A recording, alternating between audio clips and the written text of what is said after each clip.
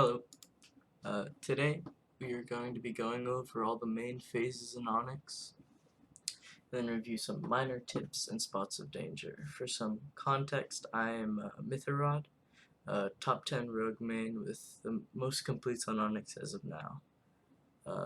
Onyx is a very fun fight, but takes some time to get used to and master. Once you get it down though, you'll start seeing a really good loot coming. Before we get into the phases, we need to talk about his aggro. Whoever deals the final hit to start up the boss fight is stuck with the aggro until the end of the fight. However, there are some phases that are different to this, like chase, dance, and TP. These go based off proximity to the boss, not whoever he's aggroed on, but we'll get to that later. To start off, Onyx has 9 phases, each with their own strat to master. He goes through these phases at random and never ends one early. There are 3 tower phases where Onyx is invulnerable, and you have to kill these towers before being able to attack him. These tower phases happen at 8,500 HP, 5,500 HP, and 2,500 HP. To start off with the phases, we should start with the easiest one, or what we call Garen. This is where Onyx is seen rapidly spinning and shooting at projectiles. It's extremely hard to get damage in this phase, so I suggest just using it as a regen. Quite simple.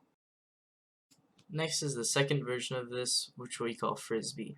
This is where Onyx chases around his set aggro, spraying the same shots used in Garen in a circle around him. Speed is very helpful in this phase, so don't be caught off guard on how fast he moves. And since we're on chase phase, I should probably talk about the main chase phase.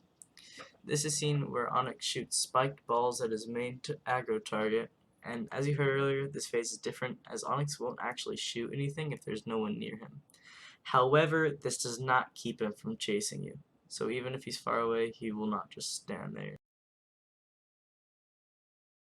Next is the main 2 DPS phases, Dance and DPS. Dance is where Onyx jumps to the nearest player and shoots out 3 waves of continuous damage shots. These shots are easily safe, swattable, making it an easy damage phase. Just be careful. For the main DPS phase, Onyx TPs to the center of the arena and starts to fire lasers. There are black outlines shown where the lasers will strike, and there's also damage circles on the ground. They are kind of hard to dodge, however, because he is a stationary target, and if you're paying attention, you can dodge him, it's probably the easiest phase to get damage in. Now the 3 teleporting phases. Inner is where he teleports in a small circle near the center of the arena. If you have a jump rune and some speed, you can get damage here if you're careful. The second TP phase is called Outer.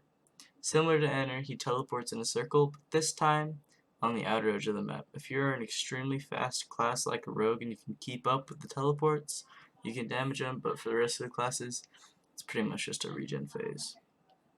The final TP phase is the most scary, where he instantly teleports to a random person in the arena.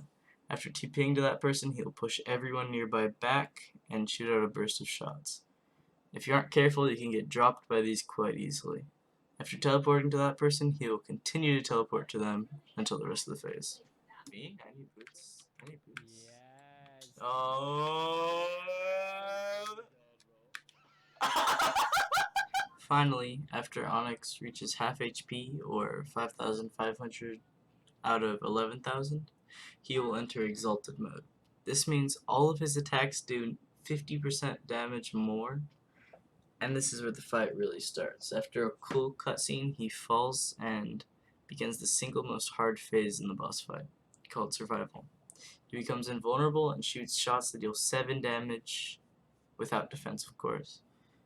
And these shots can stack and fire rapidly for 13 seconds. While this is going on, he also spawns the same damage circles from DPS, which can force you to move around and leave openings for you to take damage. Now that all the phases are explained, here's a short list of tips that can make your first run as successful as possible. 1. You never want to go in by yourself if it's your first time. I suggest reaching out to me, Shadowhelm, or Catgirl Gaming for possible carries. You want to experience the boss, so don't be afraid to nexus as soon as things turn south to preserve your character. Finally, make sure you enjoy the game. The boss fight's really fun once you learn it.